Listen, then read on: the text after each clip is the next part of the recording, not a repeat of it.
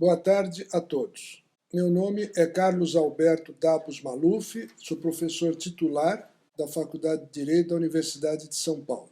Prosseguindo daquilo que falávamos no último vídeo, recebi esta semana duas decisões envolvendo revisão em contratos de locação, já em segundo grau de jurisdição. Uma da cidade de São Paulo, do Egresso Tribunal de Justiça do Estado de São Paulo, e uma do Distrito Federal e Territórios.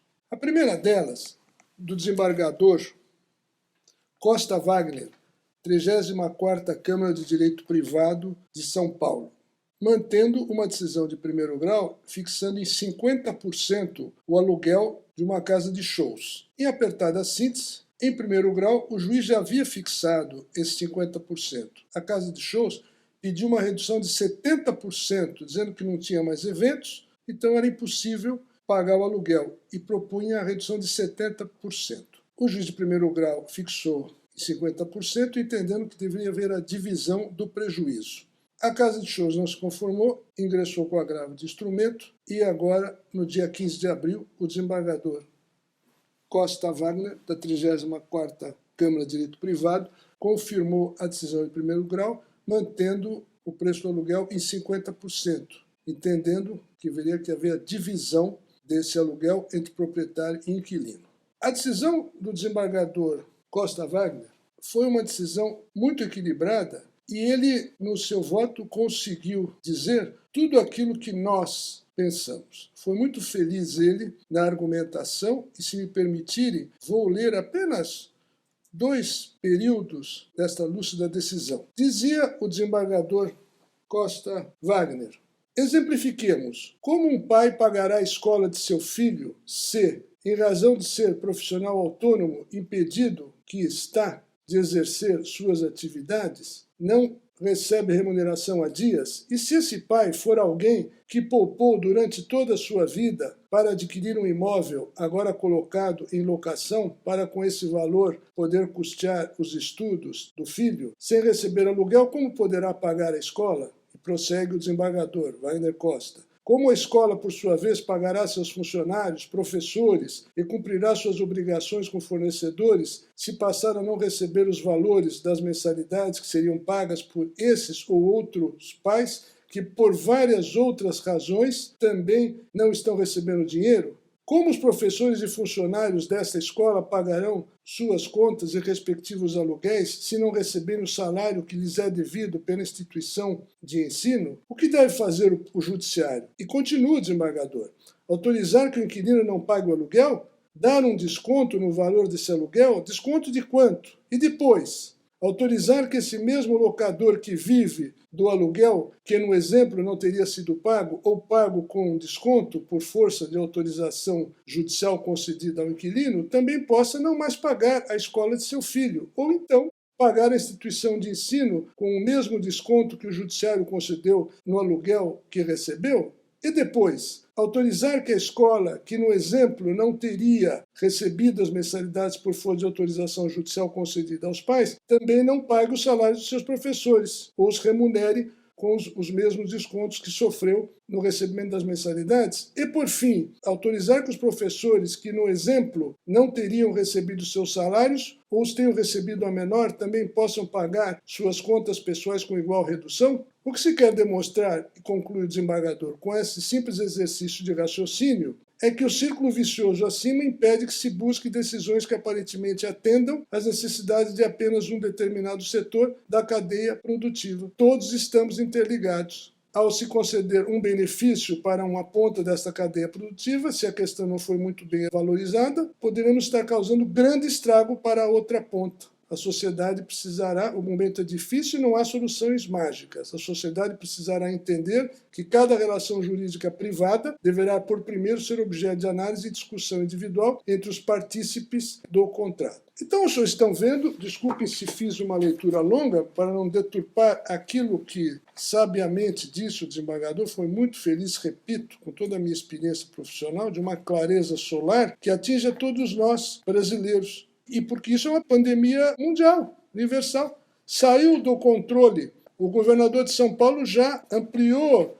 a quarentena para o dia 10 de maio. E nós não estamos vendo luz no fundo desse túnel. Então é meu dever aqui como professor de Direito alertar, saber como podemos sair a solução jurídica que nós poderemos encontrar. Então, as pessoas estão vendo que essa decisão da 34ª Câmara de Direito Privado está mais ou menos na linha daquilo que eu venho falando em todos os vídeos anteriores, de que haver bom senso. Isso o desembargador também diz desse bom senso. Há que se ter bom senso. De forma que o prejuízo sendo dividido seria aquilo que eu disse num dos vídeos do direito romano, do homem médio, nem 8 nem 80. Não se pode puxar a corda para um só lado. E nessa questão ainda dessa redução do aluguel, dessa cadeia, não é só aluguel, senhores. Eu estou dando ênfase ao aluguel, mas isso está acontecendo em todos os setores da economia, do ponto de vista jurídico. Nós temos o problema do direito do consumidor, do Código de Defesa do Consumidor, devolução de mercadoria nesse prazo exíguo de 7 dias, que o Código de Defesa do Consumidor prevê, que o sujeito pode devolver a mercadoria até 7 dias. Então nós estamos vivendo num período de exceção, de forma que tudo poderá ser levado, se for tudo levado ao judiciário, não vai haver juiz suficiente para julgar todas as questões, se todo mundo for recorrer ao judiciário. Não é por aí. O judiciário está aí, mas temos que se ter limites. Então, a melhor coisa que se tem a fazer, no sentido de um inquilino procurar o proprietário para se chegar a um valor que ele possa pagar. Porque também não adianta o proprietário ficar irredutível e o inquilino simplesmente poderá até abandonar o imóvel. E o proprietário vai ficar com aquilo fechado e não vai conseguir alugar de novo, arcando com IPTU e condomínio se tiver condomínio. De forma que a situação continua grave, nós estamos, a pandemia no estado de São Paulo, o vírus está instalado, é a cidade que mais tem casos no Brasil, é só ver televisão, jornal, rádio, meios de comunicação, a coisa é muito preocupante. Essa decisão do desembargador Costa Vara, da 34ª Câmara de Direito Privado, muito lúcida, entendo eu aquilo que eu falei, pelo menos 50%, mas também poderia chegar a 60% ou 70% do valor do aluguel. Tudo o que ele disse nesse voto, com maestria, por isso que eu li, essa longa argumentação, de forma que vai servir de exemplo para outras decisões. E, com certeza, isso vai chegar a um ponto que vão ser tantas decisões que eles vão ter que uniformizar essa jurisprudência para períodos de pandemia como nós estamos vivendo. E isso, eu estou me referindo ao Estado de São Paulo, que eu estou na cidade de São Paulo capital, também em quarentena, como todos vocês, e de forma que precisaríamos ver o que a doutrina irá definir, com todos aqueles autores que eu já citei nos vídeos anteriores. A segunda decisão que tenho hoje é do Tribunal do Distrito Federal e Territórios, do desembargador Eustáquio de Castro, que é o relator. Esse caso um pouco mais simples, em questões de valor, envolvendo um escritório de advocacia, que pagava R$2.000 e pleiteou uma ação revisional de aluguel, como eu havia falado no vídeo anterior, previsto no artigo 19 da Lei de Inquilinato, da revisão do aluguel. E esse escritório de advocacia, dizendo que o escritório está fechado, escritório pequeno, então pedia a redução do aluguel de R$2.000 para R$1.000. Vejam, senhores, não pediu para que deixasse de pagar o aluguel, foi muito claro, pediu a revisão para 50%. A questão foi de agravo de instrumento, e lá o tribunal, o desembargador Eustáquio de Castro, que é o relator, fixou em R$1.300. Quer dizer, não deu 50% como pretendia o escritório de advocacia, em torno de 30% de redução.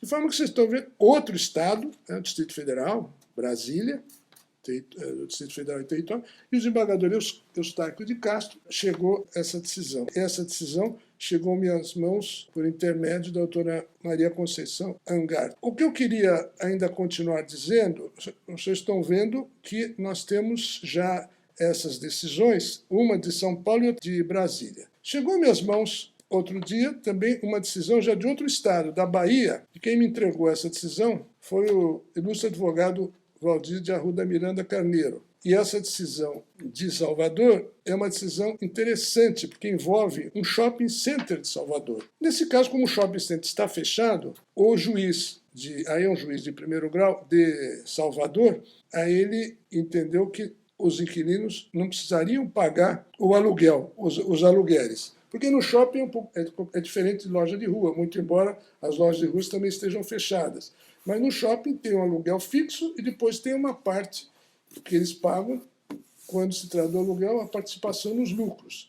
Mas aqui os lojistas foram cuidadosos, falaram que nós não vamos pagar aluguel porque não estamos fechados e não estamos tendo nenhum faturamento, mas vamos continuar pagando o condomínio. Estão demonstrando aí uma boa fé. Quer dizer, não vou pagar nada. Pelo menos o condomínio eles iriam continuar pagando. Mas quando eu disse de uma decisão, essa decisão que chegou às minhas mãos envolve um shopping center lá de Salvador. E essa decisão, o juiz simplesmente aceitou essa questão, como eu havia falado na semana passada, daquela questão do aeroporto Afonso Pena de Curitiba, onde o juiz permitiu que os inquilinos ficassem sem pagar aluguel para Infraero enquanto estivesse vigorando a pandemia e fechamento lá do aeroporto Afonso Pena. Ali tratava-se de uma concessionária e lá era a Justiça Federal. Nesse caso de Salvador, não. É juiz de direito, envolvendo o direito privado, porque na verdade aí o caso é o Shopping Center de Salvador, e o juiz aceitou essa hipótese dos motivos supervenientes, etc, etc.